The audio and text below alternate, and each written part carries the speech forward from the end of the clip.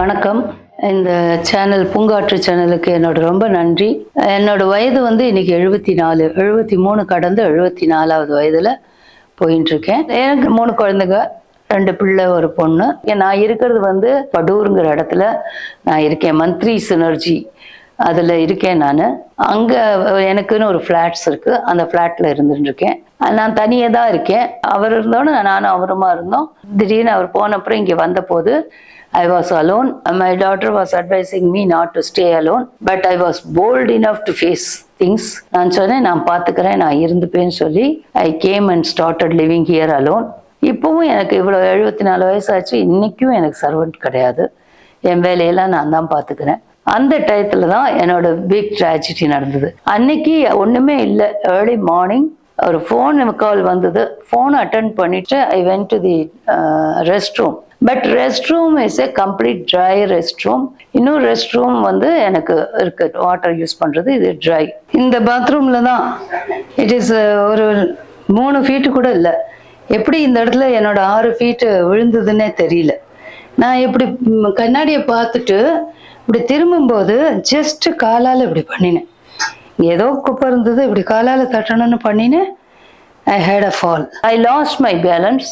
அது இத்தினோண்டு 6x4ல 4x4 தான் இருக்கும். பாக்கி வாஷிங் மிஷின் எல்லாம் அதுக்குள்ளே போட்டிருக்கேன். அந்த 4x4க்குள்ள என்னோட 6 ஃபீட் உடம்பு கீழே விழுந்து அது எப்படி உடஞ்சது தெரியாது. என்னோட தை போன் 3 பார்ட்டாக உடஞ்சிருக்கு. அது கையை ஊனினதுனால இந்த கையில் இந்த இடத்துல வேற போன் உடஞ்சிருச்சு. இந்த இடத்துலேருந்து எப்படி டேர்ன் ஆகி நான் இப்படி வெளியில் போய் இது வழியாக வெளியில் போய் இப்படி நகர்ந்து பாடியை நகர்த்தி வந்து இந்த வழியாக வந்து இதே டேபிள்லாம் இங்கே தான் இருந்தது. அப்புறம் இந்த பக்கம் டேர்ன் பண்ணி போய் அது மேலே ஃபோன் வச்சுருக்கேன்னு நினச்சிட்டு அது வரைக்கும் போனேன். அங்கே பார்த்தா அங்கே ஃபோன் இல்லை. இந்த கிளாஸை அப்படி கை வச்சேன் பாரு, கீழே படுத்துண்டு அது வேற விழுந்து அந்த மாடம் விழுந்து அது சிக்னல் கட் ஆயிடுச்சு. இங்கேருந்து பார்த்தா அங்கே பேக்கில் தெரியும் என்னோட ஃப்ரண்ட் டோரை பார்த்தேன். கீழே படுத்துட்டு பார்த்தா all the locks are been done. ராத்திரி படுத்துக்கும் போது மேலே தாப்பாள் போட்டு, கீழே தாப்பாள் போட்டு, நடுவில் தாப்பாள் போட்டு, நைட் லாக் போட்டு எல்லாம் போட்டுட்டு போய் படுத்துட்டு இருக்கேன். காத்தாலேருந்து அது திறக்கலை. இப்போ என்ன பண்ண போகிறோம்? வாசக்கதவு சாத்தி கிடக்கு, எல்லாம் லாக்டு, சிக்னல் அவுட் ஆயாச்சு. ஃபோனை ட்ரை பண்ணலான்னா ஃபோன் அங்கே இருக்குது. இப்போ என் பாடி திரும்பணும், என்ன பண்ணுறது? எனக்கு தன்னம்பிக்கை ரொம்ப ஜாஸ்தி. எப்படி எழுந்தேன், எப்படி உக்காண்டேன், இன்னைக்கு நினச்சாலும் எனக்கு பயமாக இருக்குது.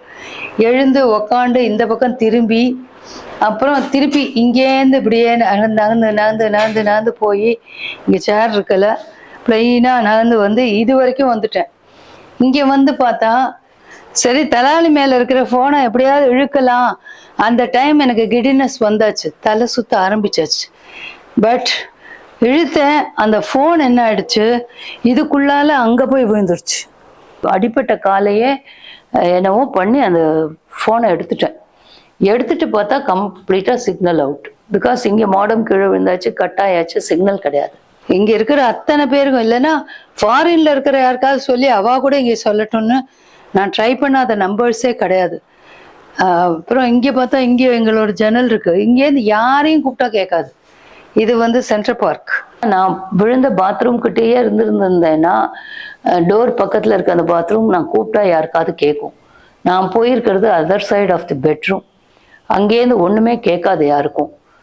காட்ஸ் கிரேஸ், எனக்கு அந்த ஹவுஸ் கீப்பிங் வந்து அங்கேருந்து பெல் அடித்த போது இங்கேருந்து ஐ ஹவ் ஷவுட்டட், இன்னும் ஒரு 10 மினிட்ஸில் நான் அன்கான்ஷியஸ் ஆகிடுவேன், தயவுசெய்து யாரையாவது கதவை உடைச்சிட்டு உள்ளே வர சொல்லு. 10 மணிக்கு டஸ்ட்பின் கலெக்ட் பண்ண வந்தோம். அப்போது உள்ளேருந்து ஒரு சத்தம் வந்தது, யாருன்னா இருக்கீங்களா அப்படின்ட்டு உள்ளேருந்து ஒரு சத்தம் வந்தது. கீதாம்மா வீடாச்சு, இது உள்ளேருந்து ஒரு சத்தம் வருது அப்படின்னு சொல்லி, உங்களுக்கு என்ன ஆச்சு அப்படின்னு கேட்குறப்போ, அம்மா நான் விழுந்துட்டேன், பாத்ரூம் போனேன், விழுந்துட்டேன், நீ வந்து கொஞ்சம் எனக்கு ஹெல்ப் பண்ணுங்கம்மா அப்படின்னாம்மா. ஒரே ஒரு நிமிஷம் இருங்க, நீங்கள் பயப்படாதீங்க, நாங்கள் வந்து வெளியில தான் இருக்கோம் அப்படின்னு சொல்லிட்டு உடனே நாங்கள் செக்யூரிட்டிக்கு இன்ஃபார்ம் பண்ணோம். உடனே எல்லாருமே அடுத்த செகண்டே வந்து இங்கே நின்றுட்டாங்க. நாகராஜ் என்ற ஒரு கார்பெண்டர் அவங்களுக்கு ஃபோன் அடிச்சு உடனே இங்கே வாங்க அப்படி கேட்டோன்னா அவரும் நாகராஜும் டக்குன்னு வந்துட்டாங்க. இது மாதிரி சோமன் சார் வந்து ஃபோன் பண்ணார் எனக்கு. இது மாதிரி மேடம் வந்து கீழே விட்டாங்க, சீக்கிரம் வந்து டோர் வந்து ஓப்பன் பண்ணுங்க அப்படின்னு சொன்னார். அதனால் அங்கேருந்து டூல்ஸ் எடுத்து வந்து மெயின் டோர் ஓப்பன் பண்ணி அவங்கள போய் தூக்கி ஹெல்ப் பண்ணி சேர்ல உட்கார வச்சு இது பண்ணணும். இதுலேருந்து என்ன புரிஞ்சுட்டேன்னா, ஒரு லிமிட்டான ஏஜுக்கு அப்புறம் எவ்வளோ தைரியம் இருந்தாலும் எவ்வளோ போல்டாக இருந்தாலும் எனக்கு சப்போர்ட் வேண்டாங்கிற இதில் இருந்தாலும் நம்மளை அறியாமல் வி நீட் எ சப்போர்ட். தைரியங்கிறது கரேஜ், தைரியம், தன்னம்பிக்கை, self confidence. I am an entrepreneur, my husband is everything is okay. But தனியாக இருக்கக்கூடாது. அது கம்பல்சரியாக ஏதாவது சப்போர்ட்டோடு தான் இருக்கணும்.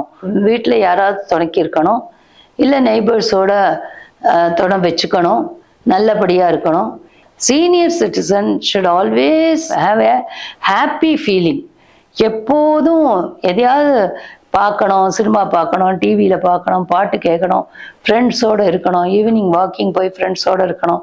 அந்த மாதிரி ஒரு ஆக்டிவிட்டியில் இருந்தாலே நம்மளுக்கு இதெல்லாம் தவிர்க்க முடியும்னு நான் நம்புகிறேன். தேங்க்யூ.